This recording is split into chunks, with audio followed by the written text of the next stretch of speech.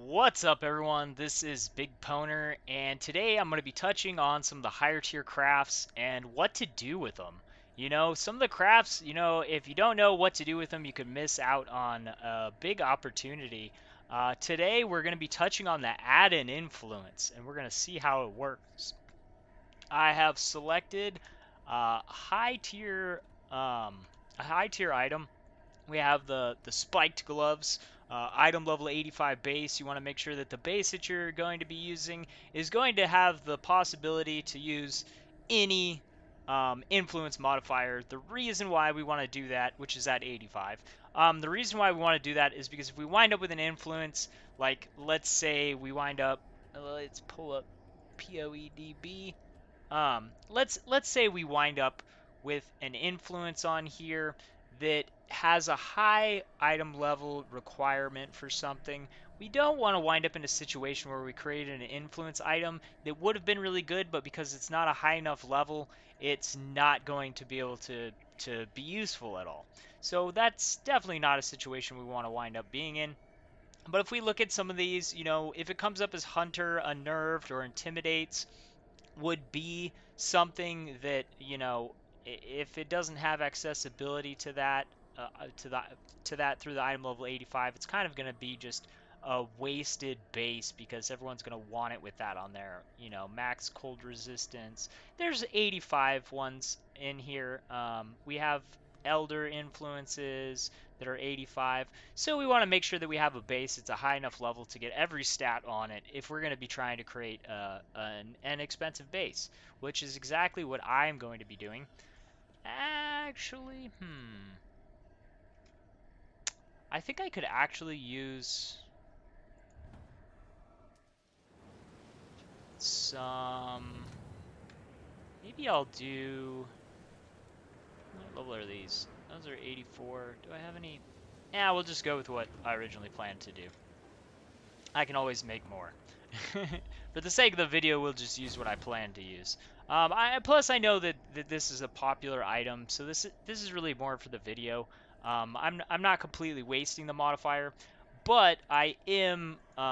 This isn't actually something for me. So this is what I'm talking about. This comes in different ones. We can get this for weapons too, which some suggestions of things you might want to do. Maybe start with a 6-link weapon because you can get a 6-link weapon cheaper, and as a 6-link influence item, it's going to have more value. So things like that. We could also do this with the armor. We could get like a 6-link Vol Regalia, and if it winds up as a Crusader base, bam, we can create um, a super valuable item.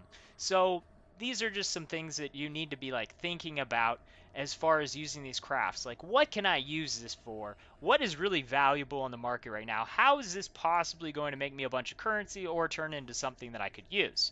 So I have just settled with these because I don't have a 6-link Vol Regalia. I actually do have some 6-links, but I'm just going to use this.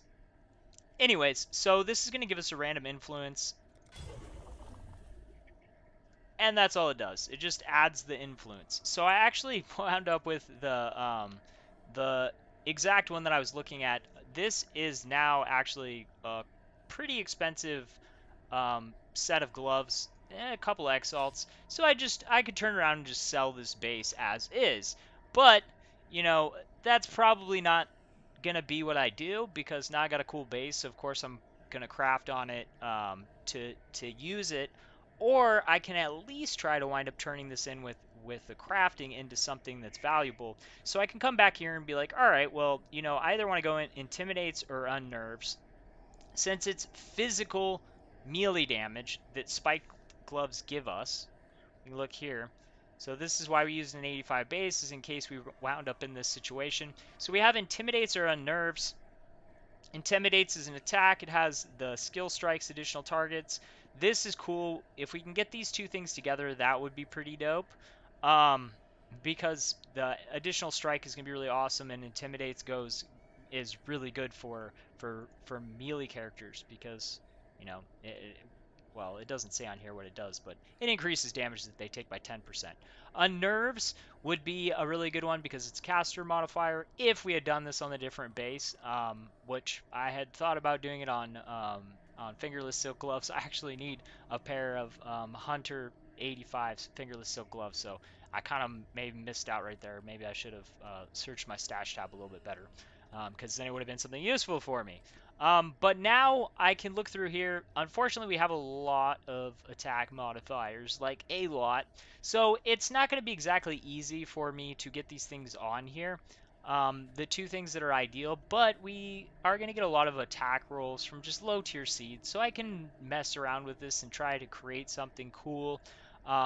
We also have the multipliers, which we can add on later because most likely this is going to wind up being like a physical pair of gloves. We could wind up going with something else, but as far as damage over time, you're usually going to be looking at chaos damage or physical damage, which is pretty awesome because as far as physical or chaos, we do have the chaos resistance right here.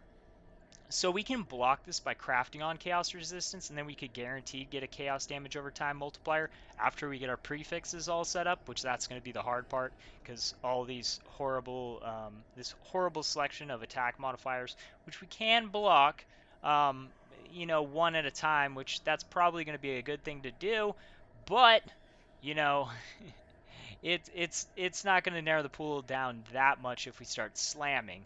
Um, the one thing that I would say is, if you can get the front, if you can get the front done, then the back's going to be pretty easy because, like, looking at the modifiers on this, what is it we have? We have things that we can guarantee to add. As far as a physical modifier, there's no physical modifiers on here.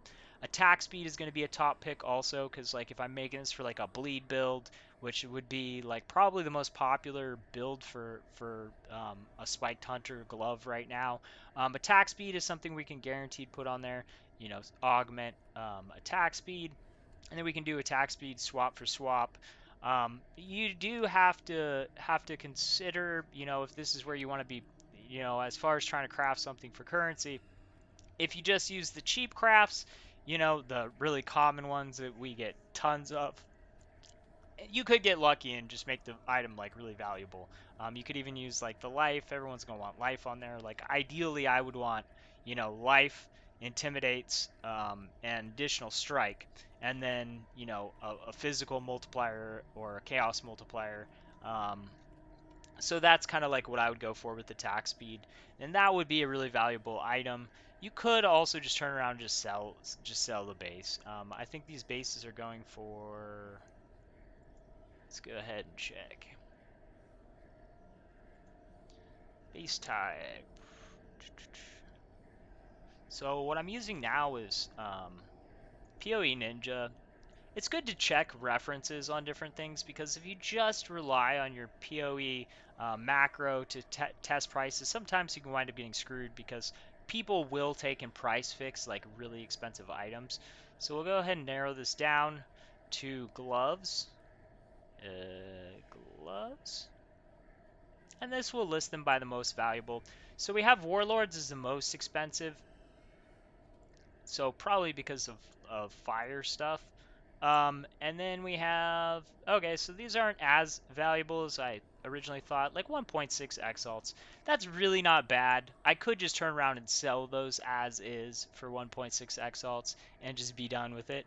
Um, but, the reason why I selected these is because I knew that there was a good possibility that these were going to wind up as something valuable. Could have wound up with Warlords, been 3 exalts. Same thing with the I guess the Fingers Silk Gloves would have been the better bet because we have Hunter and Warlord in this 3 exalt um, range.